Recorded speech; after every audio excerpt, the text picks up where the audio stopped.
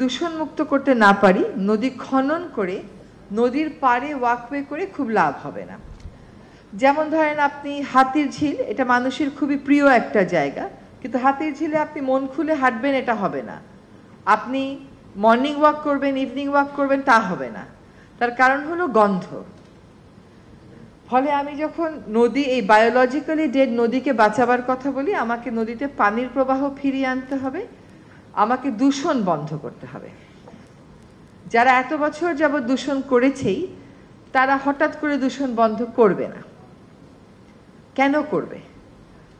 করবে তখনই যখন আমি এনফোর্সমেন্ট বাড়াবো, করবে তখনই যখন আমি একই সাথে কিছু ইনসেন্টিভের কথাও বলবো। এখন প্রশ্ন উঠবে যে আপনি কি তাহলে 42টি ডাইং কারখানা বন্ধ করে দেবেন? আমাদের দেশে আবার বন্ধ করা যায় না। বন্ধের বিরুদ্ধে একটা জনমত আছে।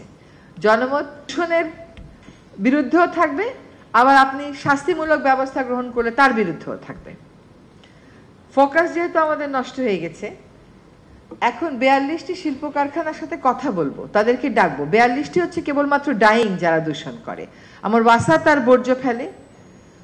বাংলাদেশের যে কোনো নদী, যে কোনো খাল যেগুলো নষ্ট হয়ে যাচ্ছে, তার একটা বড় কারণ হচ্ছে দখল, আরেকটা বড় কারণ হচ্ছে আমাদের তো এত বছরে কোনো সিউয়েজ সিস্টেম গড়ে ওঠে নাই।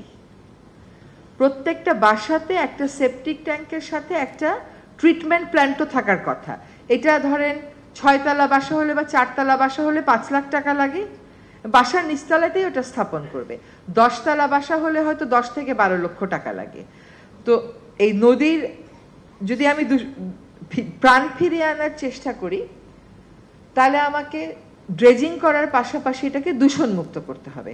এবং দেখেন, ঢাকা শহরের সব মানুষের বর্জ্য যদি নদী আর খালে গিয়ে পড়ে, আর যদি আমাকে বলেন যে আপনি প্লিজ আপনার সময়ের মধ্যে নদীগুলোর পানির প্রবাহ নীল করে দিয়ে যান, এটা তো একেবারে অসম্ভব কাজ একটা। কিন্তু এই কাজটা শুরু তো হতে হবে, এবং আমরা সেই কাজটা শুরুর প্রক্রিয়াটা শুরু করে দিয়ে যাব।